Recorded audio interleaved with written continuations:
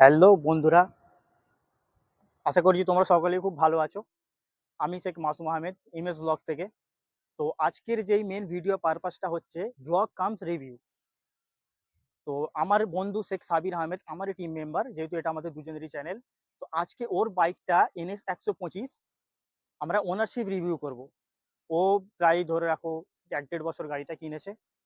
12,000 something 13,000 গাড়িটা চলে গেছে। তো ওর মুখ থেকে আমরা ভিডিওটা ওনারশিপ রিভিউটা ওর মুখ থেকে আমরা 'Cause I just wanna go to the deep end.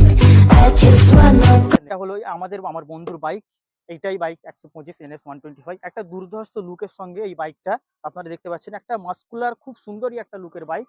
তো আমরা ওনারের থেকে বাইকের চাবিটা নিয়ে নেবো, নিয়ে ওনার থেকে আমরা পুরো রিভিউটা নিয়ে নিচ্ছি।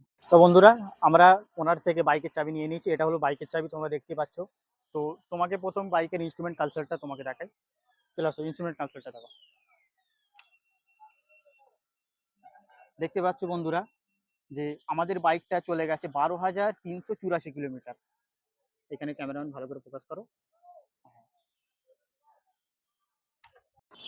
তো বন্ধুরা, দেখতেই পেলে তোমরা। তো আমরা বাইকটার কিছু সিনেমাটিক শর্টস আমরা নিয়ে নিচ্ছি, তারপর আমরা সরাসরি তোমাকে ওনারের সঙ্গে মিট করে দিচ্ছি।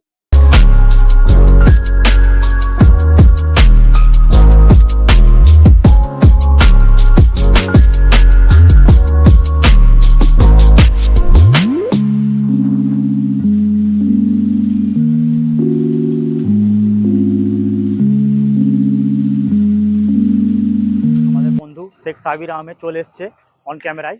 তো ওনার মুখ থেকে শুনে নিই ওনার বাইকের টোটাল রিভিউটা, ওনারশিপ রিভিউটা। তো সাবির, আমাদের কাছে প্রথম একটাই কোয়েশ্চেন বন্ধুদের কাছে, যে 125 সিসির বাইকের মধ্যে আরো অনেক মার্কেটে বাইক ছিল, NSC কেন পছন্দ হলো? প্রথম কথা তো 125 সিসির মধ্যে মার্কেটেতে প্রথম এনএসি বাজাজ নিয়ে আসে। ঠিক আছে, বাজাজই 125 যখন নিয়ে আসে মার্কেটেতে সবথেকে aggressive bike and look and তখন যেই হিসাবে মার্কেটে তো বাজাজ 125 এসেছিল সেই তুলনায় একটা হেভি হ্যাঁ বাইক। হ্যাঁ, মানে 125-এর মধ্যে খুবই দুর্ধর্ষ একটা লুকের মধ্যে যে বাইকটা, যেটা খুবই পছন্দ হয়েছে, এবং বাজেট ফ্রেন্ডলি। মেন ব্যাপার যেটা হচ্ছে বাজেট ফ্রেন্ডলি, হ্যাঁ, বাজেট ফ্রেন্ডলি মেন ব্যাপার। তো বাজেট। তো আমাদের দর্শকদের কাছে, বন্ধুদের কাছে একটা কোয়েশ্চেন, যে বাইকটা কেনার সময় তুমি কি বাইকটা কোনো টেস্ট ড্রাইভ নিয়েছিলে এর আগে? হ্যাঁ, নিয়েছিলাম। আমি যখন বাইকটা কিনতে যাই তখন আচ্ছা। যখন দেখেছিলাম 125 এনএসি ছিল, আমার যখন ড্রিম বাইক এটা ছিল। হুম। তো 125টা ড্রিম ছিল না, ড্রিম ছিল 200টা। বাজেটের জন্য আমি নিয়েছিলাম 125। ড্রিম যে গাড়ি ছিল যখন আমি টেস্ট ড্রাইভে নিয়েছিলাম প্রথমেতেই অসাধারণ লেগেছে। তো সাবির, আরেকটা কোয়েশ্চেন আমাদের বন্ধুদের তরফ থেকে, যে সকলেরই কোয়েশ্চেন একটাই, যে বাইকটার মধ্যে মাইলেজ কত দেয়? এত সুন্দর লুকের মধ্যে বাইকটা মাইলেজ কত দেয়?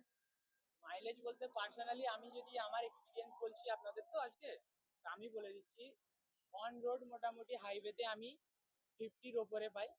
আমি যেটা দেখেছি 50 কোম্পানি ক্লেম করে ঠিক কথা, বাট 50 থেকে কিছুটা বেশি পাই। আর লোকালে মোটামুটি আপনি 50-র ভিতরে পাবেন, আন্ডার 45 থেকে 50-র মধ্যে। ঠিক আছে, আচ্ছা। এবারে নির্ধারিত করে আপনার উপরে চালানোর হ্যাঁ হ্যাঁ উপরে। হ্যাঁ হ্যাঁ। ঠিক আছে, বাকিটা তো আপনারা যে যার গাড়ি সেটা, যারা অনেকজন ক্লাচ টিপে চালায় সেটার ব্যাপারটা আলাদা, সেটা ওনারাই জানেন কিভাবে। তো আরেকটা কোয়েশ্চেন আছে, যে বাইকটা নেগেটিভ এবং পজিটিভ কি আছে, এইগুলো একটু আমাদেরকে যদি বলা যায়।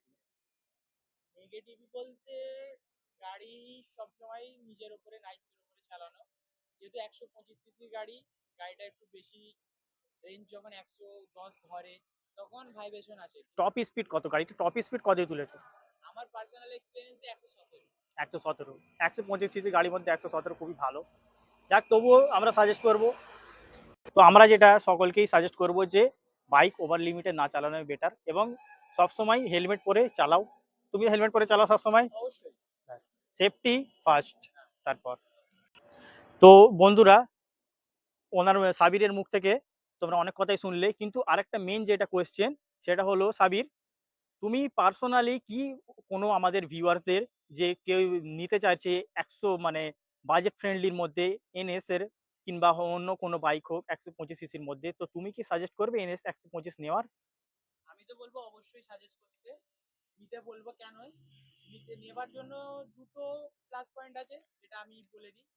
এক তো ইয়ং জেনারেশন গাড়ি এটা পুরো বলতেই পারেন। একটা ঠিক আছে। দুর্ধর্ষ লুকের মধ্যে যেহেতু। দুর্ধর্ষ লুকের মধ্যে ইয়ং জেনারেশন গাড়ি।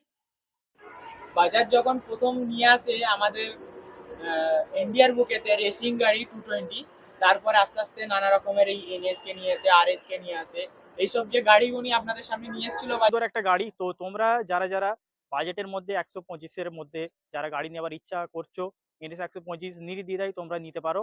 খুবই সুন্দর একটা গাড়ি এবং মাইলেজও গাড়িটার খুব ভালো পাবে তোমরা যদি ভালো করে চালাও। আছে কি সেটা আমি আরেকটা বলে দিই।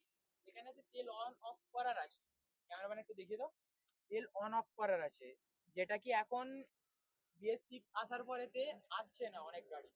হ্যাঁ, এখন OBD2 এসে গেছে যেহেতু, যেই কারণে DTSI যে ইঞ্জিনটা ছিল, এক সেকেন্ড DTSI ইঞ্জিনটা দেখিয়ে দিই আপনাদেরকে। DTSI, এই যে DTSI ইঞ্জিনটা, এই DTSI ইঞ্জিনটা এখন আর সেটা এখন আর কোম্পানি দিচ্ছে না, এখন শুধু সেটাকে বাজাজ নামে এখন লিখে দিচ্ছে। তো বন্ধুরা, আশা করি তোমাদের ভিডিওটা খুব ভালো লেগেছে। তো যেহেতু এটা আমাদের ফার্স্ট ব্লগ, অনেক কিছু মিসআন্ডারস্ট্যান্ডিং মাধ্যমে হতে পারে, তো তোমরা সেটা আমাকে কমেন্ট বক্সে জানিও।